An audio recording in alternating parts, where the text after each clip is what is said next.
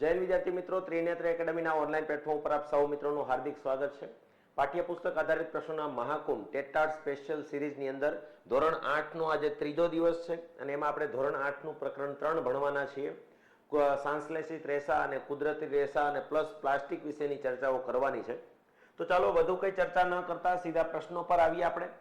પહેલો પ્રશ્ન અહીંયા તમને આપેલો છે કે ભાઈ પેરાશૂટ બનાવવા માટેના દોરડા બનાવવા કયા રેસાનો ઉપયોગ થાય છે? પેરાશૂટના જે દોરડા હોય એમાં કયા રેસાનો ઉપયોગ થાય છે એની આપણને વાત કરેલી છે. હવે પેરાશૂટના દોરડા ખૂબ મજબૂત હોવા જોઈએ અને એમ કહેવાય છે કે આ જેમાંથી બને છે ને એની મજબૂતાઈ સ્ટીલના તાર કરતા પણ વધારે મજબૂત છે.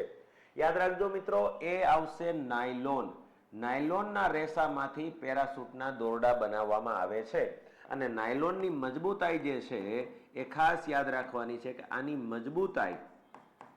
મજબૂતાઈ જે છે એ સ્ટીલના તાર કરતા પણ વધારે હોય છે. સ્ટીલના તાર કરતા વધુ હોય છે.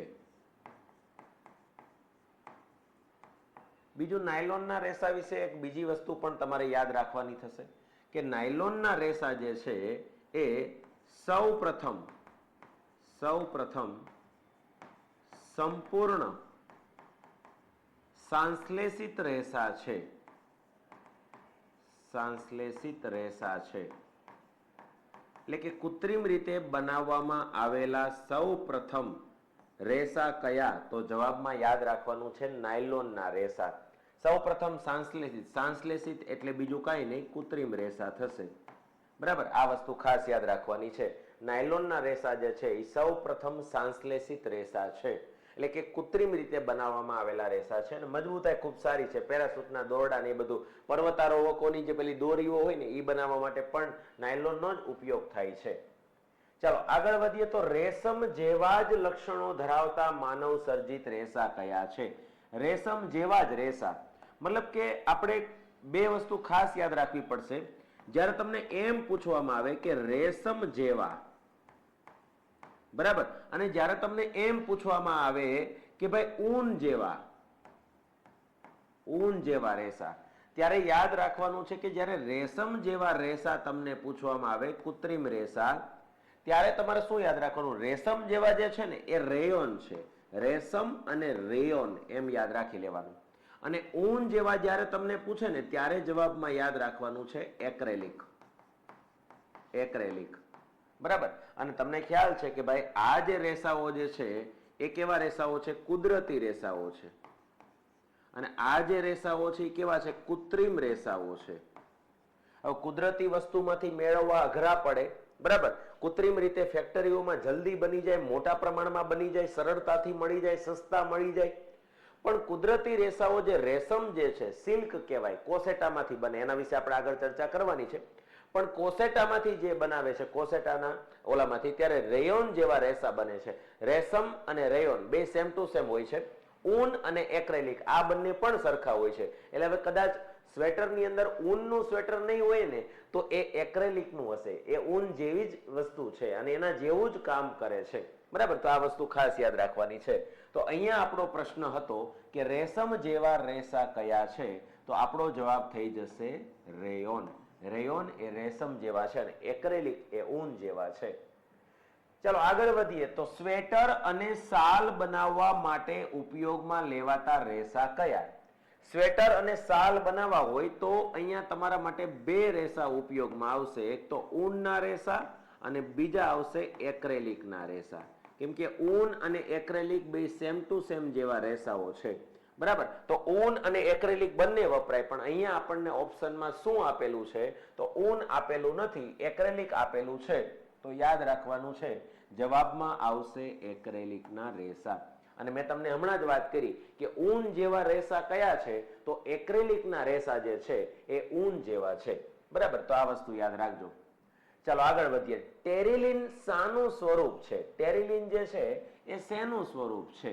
બરાબર, તો ખાસ યાદ રાખવાનું છે એ પોલિસ્ટરનું સ્વરૂપ છે. શેનું સ્વરૂપ છે? પોલિએસ્ટર. પોલિસ્ટર બોલે આપણે, પણ એને કહેવાય પોલિએસ્ટર. હવે આ પોલીનો મતલબ શું થાય હું તમને સમજાવું એક વખત. પોલીનો મતલબ થશે ઘણા. પોલીનો મતલબ શું થાય? ઘણા. જેમ આપણે રસાયણ વિજ્ઞાનની ભાષામાં મોનો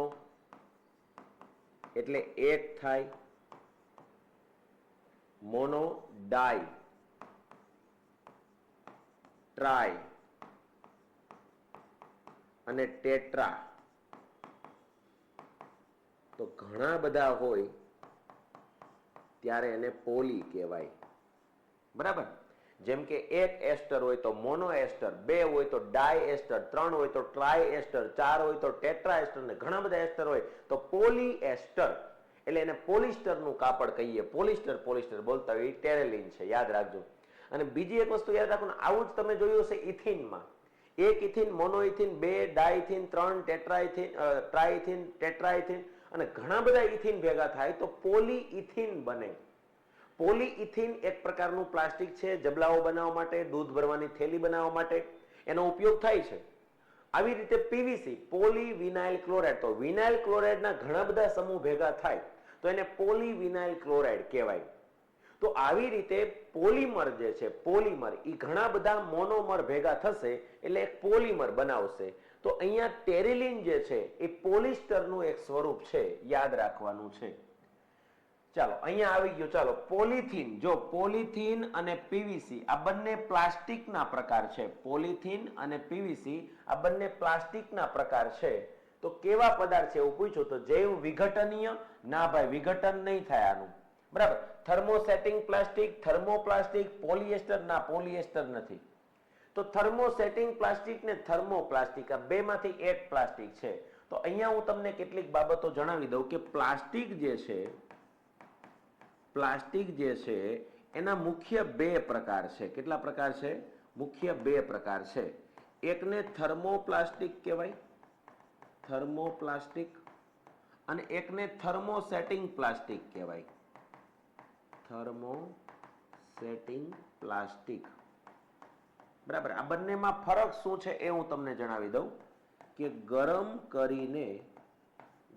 કરીને ફરી પાછું આકારમાં ઢાળી શકાય. જ્યારે આને તમે ગરમ કર્યા બાદ ફરી પાછું આકારમાં ઢાળી શકતા નથી. બરાબર. અને આના અંદર ઉદાહરણ હું તમને જણાવી દઉં. આના ઉદાહરણમાં યાદ રાખવાનું છે પોલિથીન અને પીવીસી. બરાબર. આના ઉદાહરણની અંદર હું તમને જણાવી દઉં બેકેલાઇટ અને મેલામાઇન. બરાબર. તો આ બંને ઉદાહરણ થર્મોસેટિંગ પ્લાસ્ટિકના છે, આ થર્મોપ્લાસ્ટિકના છે. તો અહીંયા આપણો જવાબ તમને હવે મળી ગયો હશે કે પોલિથીન અને પીવીસી, પીવીસી બોલે તો પોલીવિનાઇલ ક્લોરાઇડ, આ શેના ઉદાહરણ છે?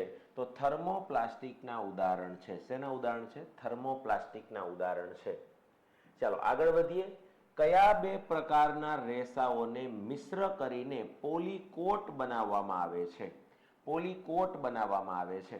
હવે પોલી પ્લસ કોટ, તો આ વસ્તુ યાદ રાખજો. જ્યાં પણ આવું આવે તો અહીંયા ઘણા બધા શબ્દો આવે છે. જેમ કે અહીંયા જેમ તમને પોલીકોટ આપેલું છે, બરાબર, એવી રીતે પોલીવૂલ પણ આવી શકે, પોલીવૂલ પણ આવી શકે. બરાબર. તો અહીંયા આ પોલીકોટ જે છે એ યાદ રાખવાનું છે. પોલીકોટ, કોટ એટલે કોટન. બરાબર. પોલિએસ્ટર અને કોટનનું મિશ્રણ છે. પોલિએસ્ટર ને કોટન પાછું ક્યાંય નથી આપ્યું. તો કોટન એટલે સૂતર, સૂતર એટલે કોટન. કપાસના રેસામાંથી આપણા કપડા બને તો એને સુતરાઉ કાપડ કહેવાય. એટલે સૂતર બોલો કે કોટન બોલો અંગ્રેજીમાં, બરાબર, એ બંને એક સરખું જ થશે. તો પોલિસ્ટર અને કોટનનું મિશ્રણ જે છે એને પોલીકોટ તરીકે ઓળખવામાં આવે છે. એટલે અહીંયા એ પણ યાદ રાખશું કે ભાઈ આપણે પોલીકોટની વાત થાય તો પોલિએસ્ટર, પોલિએસ્ટર પ્લસ સૂતર. સૂતર એટલે શું? તો કોટન. એટલે હવે તમને ખબર પડી ગઈ પોલિએસ્ટરનું પોલી અને કોટનનું કોટ, પોલીકોટ. બરાબર. એવી જ રીતે કદાચ પોલીવૂલ આવે તો શું યાદ રાખવાનું છે? પોલિએસ્ટર પોલિએસ્ટર અને ઊન એટલે શું થાય? વૂલ. તો જો પોલી વૂલ એટલે પોલિએસ્ટરનું પોલી અને ઊનનું વૂલ. પોલી વૂલ એટલે પોલિએસ્ટર અને ઊનના મિશ્રણને આપણે પોલી વૂલ કહી શકીએ છીએ. એના વિશે હું તમને ચોપડીનો ફોટો બતાવું. જો અહીંયા દેખાય છે તમને, બરાબર. ચોપડીની અંદર પોલિએસ્ટર એટલે પોલી પ્લસ એસ્ટર. હકીકતમાં એસ્ટર નામના રસાયણનું પુનરાવર્તન નથી બને છે, બરાબર, બને છે. એસ્ટર એ એવા રસાયણો છે જે ફળોને તેની સુગંધ આપે છે. જો આ મોસ્ટ આઈએમપી વસ્તુ છે કે ફળોને સુગંધ આપવા પાછળનું જવાબદાર કારણ કોણ છે? તો પોલિએસ્ટર સંયોજન. પોલીકોટ, પોલીવૂલ, ટેરીકોટ. ટેરીકોટ એટલે ટેરેલિન અને કોટનનું અહીંયા થશે. તો જો પોલીકોટનો અહીંયા આપણને આપેલું છે. જો પોલીકોટ એ પોલિએસ્ટર અને કોટન એટલે કે કપાસ, જેને સૂતર પણ કહેવાય, રેસાનું મિશ્રણ. જ્યારે પોલીવૂલ છે એ પોલિએસ્ટર અને વૂલ એટલે ઊનનું મિશ્રણ છે. તો આ વસ્તુ ખાસ યાદ રાખજો. ફળોની સુગંધ જે છે એની પાછળનું જવાબદાર કારણ છે પોલિએસ્ટર સંયોજન, બરાબર. ચાલો આગળ વધીએ. ખાલી જગ્યા કુદરતી પોલિમરનું ઉદાહરણ છે. પોલિમર એટલે શું કીધા? ઘણા બધા મોનોમર ભેગા થાય તો પોલિમર બને. હવે આપણને એક વસ્તુ ઘણી વખત પરીક્ષામાં પૂછાણી કે ભાઈ વનસ્પતિની કોષ દિવાલ જે છે એ શેની બનેલી હોય છે? તો આપણને બધાને ખ્યાલ છે કે સેલ્યુલોઝની બનેલી હોય છે. સેલ્યુલોઝની બનેલી હોય છે. પણ આ સેલ્યુલોઝ છે એ શેનું બનેલું હોય છે? તો યાદ રાખજો, ગ્લુકોઝનું બનેલું હોય છે. શેનું બનેલું હોય છે? ગ્લુકોઝનું બનેલું હોય છે, જેનું સૂત્ર શું થાય છે? C6H12O6. આ જે ગ્લુકોઝ છે એવા ઘણા બધા ગ્લુકોઝ ભેગા થાય ત્યારે સેલ્યુલોઝ બને, બરાબર. અને સેલ્યુલોઝ ભેગા થાય ત્યારે વનસ્પતિની કોષ દિવાલ બને. એટલે એકમાત્ર કુદરતી પોલિમર તમારે યાદ રાખવાનું છે અને એ છે સેલ્યુલોઝ. આ કદાચ એવું પૂછે છે કે સેલ્યુલોઝ શેમાંથી બને? તો યાદ રાખવાનું છે ગ્લુકોઝમાંથી બને છે, બરાબર. આગળ વાત કરીએ. નીચેનામાંથી જૈવ વિઘટનીય ન હોય તેને ઓળખો. મતલબ કે જેનું જૈવિક રીતે વિઘટન ન થતું હોય એવો પદાર્થ કયો છે? મતલબ કે કયો પદાર્થ એવો છે કે જેનું કોહવાણ શક્ય નથી, બરાબર. ઊનના કપડા, હા ભાઈ આનું વિઘટન થાય. સુતરાઉ કાપડ, હા ભાઈ આનું વિઘટન થાય. કાથી, હા ભાઈ આનું વિઘટન થાય. પ્લાસ્ટિકની થેલી, ના ભાઈ આનું વિઘટન નહીં થાય. પ્લાસ્ટિક છે એ જૈવ અવિઘટનીય પદાર્થ છે, બરાબર. કોઈ પણ જૈવિક વસ્તુઓ હોય ને, જેમ કે શાકભાજીનો કચરો છે, બગડી ગયેલા ફળો છે, બરાબર, કે કોઈ પણ વનસ્પતિના પાંદડાઓ છે, મળમૂત્રો છે, આ બધી જ વસ્તુ છે, લાકડું છે, કાગળ છે, આ બધું જ સડી જાય અમુક વર્ષોમાં. પણ આ જે પ્લાસ્ટિક છે એ લગભગ સડતું નથી. ઘણા વર્ષો પછી પણ એ સડતું નથી. ધાતુઓ છે, કાચ છે, બરાબર, આ બધા સડતા વાર લાગે. જૈવ અવિઘટનીય કહેવાય. તો યાદ રાખજો, અહીંયા જૈવિક રીતે વિઘટન ન થતું હોય એને જૈવ અવિઘટનીય પદાર્થ કહેવાય. એમાં આવશે પ્લાસ્ટિકની થેલી. આગળ અહીંયા વાત કરી કે બેકેલાઇટ અને મેલામાઇન કેવા પ્રકારના ઉદાહરણ છે. મેં તમને હમણાં જ પ્લાસ્ટિક સમજાવ્યું હતું. બે પ્રકાર સમજાવ્યા હતા, થર્મોપ્લાસ્ટિક અને થર્મોસેટિંગ પ્લાસ્ટિક. એમાં બેકેલાઇટ ને મેલામાઇન જે છે એ તમને ખ્યાલ છે થર્મોસેટિંગ પ્લાસ્ટિકના ઉદાહરણ છે. શેના ઉદાહરણ છે? થર્મોસેટિંગ પ્લાસ્ટિકના ઉદાહરણ છે. આગળ વધીએ તો જે મિત્રોને દ્રોણાચાર્ય બેચ વિશે ખ્યાલ નથી એમને હું જણાવી દઉં કે ટેટ 1, 2, સેકન્ડરી, હાયર સેકન્ડરી બધી જ પરીક્ષાઓની એક સાથે તૈયારી કરવા માટેની બેચ એટલે Dronacharya batch. Live plus recorded સ્વરૂપે આપણે આની અંદર તૈયારી કરાવીશું અને મેઇન્સ અને પ્રિલિમ્સ બધું જ આવી જશે. દરેક વિષયો આવી જશે. વિષય વસ્તુનું મટીરિયલ પણ આવી જશે, બરાબર. અને ફ્રીમાં ટેસ્ટ પણ આપવા મળશે તમને એની અંદર. આ બધી જ વસ્તુ દ્રોણા કૂપન કોડ નાખો તો માત્ર 2199 માં મળશે. માત્ર 2199 એટલા માટે કે અત્યારથી તમે લ્યો છો તો પરીક્ષા સુધીની વેલિડિટી મળશે. જ્યાં સુધી તમારી પરીક્ષા પૂરી ન થઈ જાય ત્યાં સુધીની વેલિડિટી રહેશે.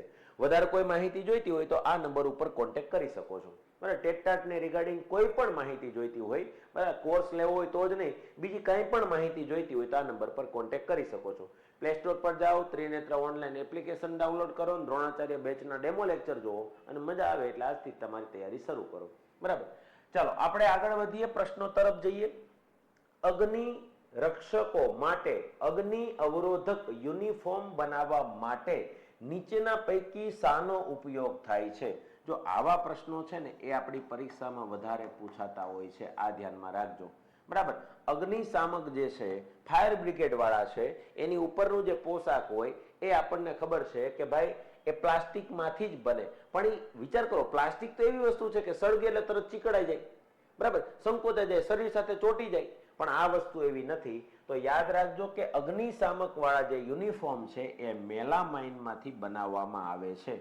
બેકેલાઇટ છે ને, બેકેલાઇટ, એનું યાદ રાખો, સ્વિચ બનાવવા માટે એમાં બધા એનો ઉપયોગ થાય. બરાબર. જો આ વસ્તુ જે છે ને પેન, આ બેકેલાઇટની હોય, બરાબર, આ બેકેલાઇટમાંથી બનાવવામાં આવે છે. પણ આ જે અગ્નિશામકનો જે યુનિફોર્મ છે, જે આપણે મતલબ કે ફાયર બ્રિગેડ વાળા છે, એનો યુનિફોર્મ મેલામાઇનમાંથી બનાવવામાં આવે છે. જો અહીં આપેલું છે કે થર્મોસેટિંગ પ્લાસ્ટિક છે, બેકેલાઇટ અને મેલામાઇન, બરાબર. અને એની અંદર તમને અહીંયા દર્શાવેલું છે બેકેલાઇટ અને મેલામાઇન, એ તેના ઉદાહરણ છે. બેકેલાઇટ એ ઉષ્મા અને વિદ્યુતનું અવાહક છે, એટલા માટે એનો ઉપયોગ ક્યાં થાય? વિદ્યુતની સ્વિચ બનાવવા, વાસણોના હાથાઓ બનાવવા માટે. અને મેલામાઇન જે છે એ બહોળા ઉપયોગમાં આવતો પદાર્થ છે, તે અગ્નિ અવરોધક છે, બીજા પ્લાસ્ટિક કરતા ગરમીને વધુ સહન કરી શકે છે. એટલે ભોંયતળિયાની સ્ટાઇલ્સ બનાવવા માટે, રસોડાના વાસણો બનાવવા માટે, અગ્નિરોધક કાપડ બનાવવા માટે એનો ઉપયોગ કરવામાં આવે છે. તો આપણો રાઈટ આન્સર શું થઈ જશે? મેલામાઇન. ચાલો આગળ વાત કરીએ તો આધુનિક રસોઈના સાધનોમાં નોનસ્ટિક પડ ચડાવવા માટે શાનો ઉપયોગ થાય છે? નોનસ્ટિકનું પડ જે છે એ શેનું બનેલું હોય છે? તો યાદ રાખજો મિત્રો, એની અંદર ટેફલોનનો ઉપયોગ થાય. શેનો ઉપયોગ થાય? ટેફલોનનો. કેમ કે ટેફલોન છે ને એની સાથે તેલ ચીપકતું નથી. ટેફલોન જે હોય ને એની સાથે તેલ ચીપકે નહીં, એટલા માટે નોનસ્ટિક જે છે, નોનસ્ટિકના હાથાની વાત નથી થતી, ત્યાં તો પ્લાસ્ટિક જ આવે, બરાબર. પણ અહીંયા વાત થાય છે કે નોનસ્ટિક જે છે એની ઉપર પડ ચડાવવા માટે શેનો ઉપયોગ થાય? ટેફલોનનો ઉપયોગ થાય. આ વસ્તુ યાદ રાખજો. ચાલો આગળનો પ્રશ્ન, 4R સિદ્ધાંતનો અર્થ શું છે? જો મિત્રો, દરેક જગ્યાએ તમે જોયું હશે કે ભાઈ પ્રદૂષણ ઘટાડવા માટે, ઉર્જાને બચાવવા માટે, આના માટે કેટલાક R નો ઉપયોગ થાય છે. એમાંથી આ 4R કયા હોઈ શકે? તો એમાં આપણને ખ્યાલ છે રીસાયકલ, રીડ્યુઝ, રીયુઝ, રિફ્યુઝ, આવા બધા હોય, રીપર્પસ. તો અહીંયા આપણને આપ્યું છે રીડ્યુઝ, રીયુઝ, રીસાયકલ, રીકવર. આ 4R આપણા માટે અગત્યના છે, બરાબર. રીડ્યુઝ એટલે ઓછો ઉપયોગ કરવો, રીયુઝ ફરીવાર ઉપયોગ કરવો, રીસાયકલ આપણને ખબર જેમ પ્લાસ્ટિકને ઓગાળીને ફરી પાછું બનાવે, રીકવર એટલે રિપેરિંગ કરીને ફરી પાછું વાપરો, પણ એનું વાપરા કરો, એવું અહીંયા કહેવા માંગે છે. નવી વસ્તુ ન બનાવો કે જેના કારણે વાતાવરણને પ્રદૂષણ થાય અથવા બીજી કેટલીક ઘટનાઓ બનતી હોય. તો આ વસ્તુ ખાસ ધ્યાનમાં રાખવાની છે. ચાલો આગળ વધીએ આપણે. પોલિએસ્ટર અને વુલનના, વુલન એટલે વુલ, બરાબર, વુલન એટલે એક પ્રકારનું ઊન.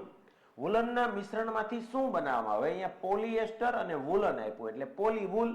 તો જવાબમાં શું આવી જશે? પોલીવુલ, બરાબર. આગળ વધીએ. ફળોની સુગંધ માટે જવાબદાર રસાયણ કયું છે? યાદ કરો, આપણે હમણાં જ ભણ્યા હતા. ફળોની સુગંધ છે એના માટે જવાબદાર રસાયણ કયું છે? એસ્ટર. કયું છે? એસ્ટર. આગળ વધીએ. કોઈ એક આકાર આપ્યા પછી તેને ગરમ કરીને નરમ કરી શકાતા નથી તેવા પ્લાસ્ટિક કયા નામે ઓળખાય? ન કરી શકાય એને થર્મોસેટિંગ પ્લાસ્ટિક કહેવાય. શું કહેવાય એને? થર્મોસેટિંગ પ્લાસ્ટિક કહેવાય. અને ગરમ કર્યા પછી નરમ કરીને આકાર આપી શકાય તો થર્મોપ્લાસ્ટિક કહેવાય. કૃત્રિમ રેસા બનાવવા માટેનો કાચો માલ સામાન્ય રીતે શામાંથી મેળવવામાં આવે છે? એટલે કૃત્રિમ રેસામાં આપણે ઘણા રેસા જોયા, રેયોન છે, નાયલોન છે, પોલિએસ્ટર છે, એક્રેલિક છે. તો આ જે કૃત્રિમ રેસાઓ છે બનાવવા માટે કાચો માલ, કાચી સામગ્રી શેમાંથી તૈયાર થાય છે? તો યાદ રાખવાનું છે આ બધી જ વસ્તુ પેટ્રોકેમિકલ્સમાંથી બને. ખનિજ તેલ જે કહીએ ને, ખનિજ તેલ એમાંથી જે ઉત્પન્ન થતું હોય એના આધારે આ બધું બનશે. એટલે પ્લાસ્ટિક છે, નાયલોન, એક્રેલિક, રેયોન, આ બધી જ વસ્તુ પેટ્રોકેમિકલ્સમાંથી બને. એટલે કૃત્રિમ રેસા અથવા સંશ્લેષિત રેસાની બનાવટ માટે શેનો ઉપયોગ થાય છે? તો યાદ રાખવાનું છે પેટ્રોકેમિકલ્સનો ઉપયોગ કરવામાં આવે છે. આગળ વધીએ તો એ મસ્ત મજાનું જોડકું આપેલું છે કે ભાઈ કૃત્રિમ રેસા કયા ગુણધર્મ ધરાવે છે? પાણી વધારે શોષે? ના ભાઈ, કૃત્રિમ રેસા પાણી નહીં શોષે, પાણી ઓછું શોષશે. ઝડપથી સુકાઈ જાય? હા ભાઈ, ઝડપથી સુકાઈ જાય, ધીમેથી નહીં સુકાય, બરાબર. તમને એટલે તો ખ્યાલ છે કે પ્લાસ્ટિકના તાંતણાઓ છે, કૃત્રિમ રેસાઓ છે, એમાંથી જ માછલા પકડવાના જાળા બનાવવામાં આવે છે, રેનકોટ બનાવવામાં આવે છે. આ બધી વસ્તુ શું કામ? કેમ કે એ પાણી શોષતા નથી, જલ્દી સુકાઈ જાય છે. બરાબર. તો 1 અને 3 અહીંયા સાચો જવાબ થશે. 1 અને 3 ક્યાં, સોરી 2 અને 3, 2 અને 3 ક્યાં આપેલું છે? સી માં. આગળ વધીએ. રેયોન બનાવવા શાનો ઉપયોગ થાય છે? રેયોન એ પ્રથમ કૃત્રિમ રેસા છે, પણ સંપૂર્ણ કૃત્રિમ રેસા નથી. રેયોન એ સૌ પ્રથમ અર્ધ સાંશ્લેષિત રેસા કહેવાય. સંપૂર્ણ સાંશ્લેષિત રેસા કયા? તો નાયલોન. અર્ધ સાંશ્લેષિત એટલે અમુક વસ્તુ કેમિકલની હોય, અમુક વસ્તુ કુદરતી વપરાણી હોય. એવા અર્ધ સાંશ્લેષિત રેસા એટલે રેયોન. અને રેયોન કોના જેવા દેખાય? રેશમ જેવા, જેમાં લાકડાના માવાનો ઉપયોગ થાય છે. શેનો ઉપયોગ થાય છે? લાકડાના માવાનો ઉપયોગ થાય છે. આગળ વધીએ. નીચેનામાંથી કયા જૂથના બધા જ પદાર્થો કૃત્રિમ છે? બધા જ પદાર્થો કૃત્રિમ હોય એવા, કુદરતી કઈ હોવું જ ન જોઈએ. બરાબર. તો નાયલોન કૃત્રિમ છે, ટેરિલિન કૃત્રિમ છે, પણ ઊન કૃત્રિમ નથી. કેમ કે ઊન તો સજીવનો એક ભાગ છે. ઊન ઘેટા, ઊંટ, બકરી, યાક આ બધામાંથી મેળવવામાં આવે. રૂંવાટી છે એક પ્રકારની. પીવીસી કૃત્રિમ છે, પોલિથીન કૃત્રિમ છે, બેકેલાઇટ કૃત્રિમ છે. આ 3 કૃત્રિમ છે, જોઈ લો. અહીંયા જો સૂતર એટલે કે કપાસ એ કૃત્રિમ નથી. પોલીકોટ કૃત્રિમ છે. રેયોન કૃત્રિમ કહી શકાય. એક્રેલિક કૃત્રિમ છે, રેશમ કૃત્રિમ નથી, ઊન કૃત્રિમ નથી. આમાં આ બંને કૃત્રિમ હતા. અહીંયા આ બરાબર આપણને કૃત્રિમ છે એવું પૂછ્યું છે. 3 વસ્તુ કૃત્રિમ હોય એવી કઈ વસ્તુ આવી? સી. પીવીસી, પોલિથીન, બેકેલાઇટ આ બધું પ્લાસ્ટિક છે, ને પ્લાસ્ટિક એ કૃત્રિમ પેદાશ છે. બરાબર. આમાં ક્યાંક ને ક્યાંક કુદરતી વસ્તુ સમાવેશ થઈ જતી હતી. તો આ વસ્તુ અહીંયા યાદ રાખવાની છે. અને રેસાઓની બાબતમાં ખાસ યાદ રાખજો. રેસાઓ જે છે, રેસાઓ અહીંયા કુદરતી અને કૃત્રિમની વાત આવી તો આપણે જણાવી દઈએ કે ભાઈ 2 પ્રકારના રેસાઓ આવે. એક કુદરતી અને બીજા આવશે કૃત્રિમ. હવે આ કુદરતી જે છે ને એમાં પાછા 2 પ્રકાર આવશે. વનસ્પતિજન્ય અને બીજા આવશે પ્રાણીજન્ય. હવે વનસ્પતિજન્ય અને પ્રાણીજન્યમાં કયા કયા આવશે એના વિશે આપણે ચર્ચા કરીએ. તો વનસ્પતિજન્યમાં આવશે શણના રેસા. બરાબર. અથવા કાથી કહીએ તો નાળિયેરના રેસા. શણના રેસા, નાળિયેરના રેસા, કપાસના એટલે કે સૂતરના રેસા, કપાસના રેસા, પછી ત્યારબાદ રેશમના રેસા. બરાબર. આ બધા વનસ્પતિજન્ય રેસા છે.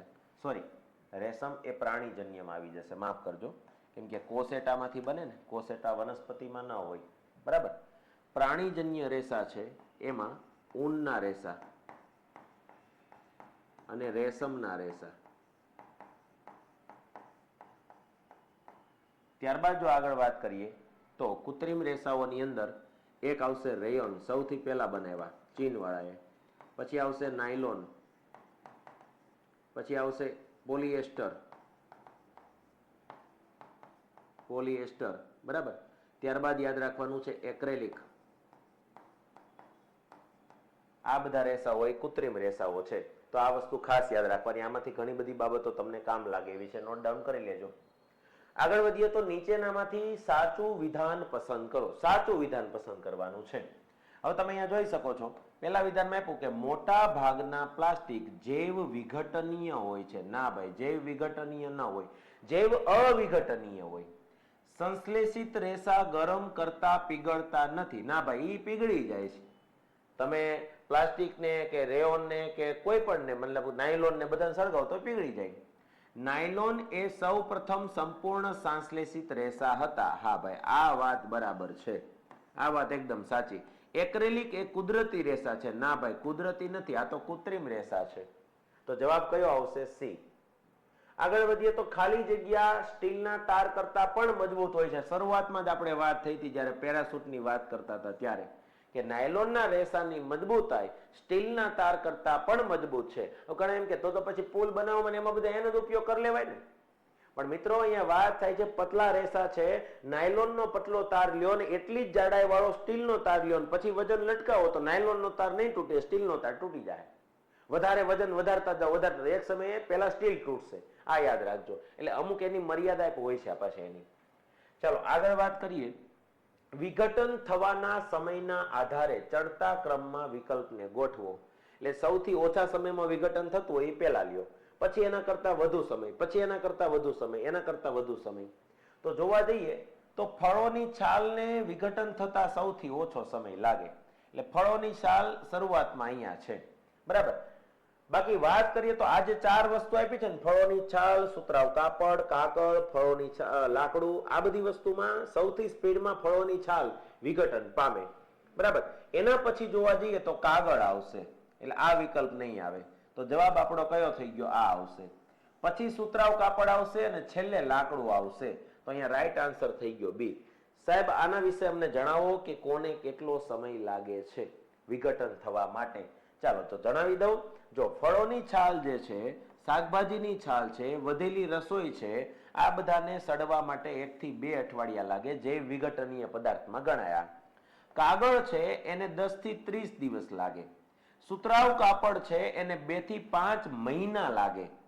લાકડું છે એને સડતા 10 થી 15 વર્ષ લાગે, એકદમ વિઘટન થઈ જાય, બરાબર, ઝીરો થઈ જાય. 10 થી 15 વર્ષ લાગે. એટલે આપણા ક્રમમાં જો ફળોની છાલ, પછી કાગળ, પછી સુતરાઉ કાપડ, પછી લાકડું. હવે ઊનના કપડા છે એને સડતા લગભગ 1 વર્ષ લાગે. આ બધા જૈવ વિઘટનીય પદાર્થો છે. આ બધા કેવા છે? જૈવ વિઘટનીય પદાર્થોમાં સમાવેશ થાય. જ્યારે ટીન, એલ્યુમિનિયમ અને ધાતુના કેન જે છે એને 100 થી 500 વર્ષ લાગે, એટલે જૈવ અવિઘટનીય ગણી લીધું. અને પ્લાસ્ટિકની થેલીનું તો નક્કી જ નથી કેટલા વર્ષ લાગે, એને જૈવ અવિઘટનીય ગણી લીધું. તો આ રીતે તમને ખ્યાલ હોવો જોઈએ કે ભાઈ કોને વિઘટન થતા કેટલો સમય લાગે છે. એના આધારે પણ કેટલાક પ્રશ્નો પૂછાય પરીક્ષામાં, તો આપણને આવડવા જોઈએ. તો આ રીતે આપણે ધોરણ 8 નું આ ચેપ્ટર જોયું, બરાબર. ફરી પાછા આવતીકાલે મળશું અને ધોરણ 8 ના આના પછીના ચેપ્ટરની ચર્ચા કરીશું. તો મળીએ ફરી પાછા આવતીકાલે. ત્યાં સુધી જય હિન્દ, જય ભારત.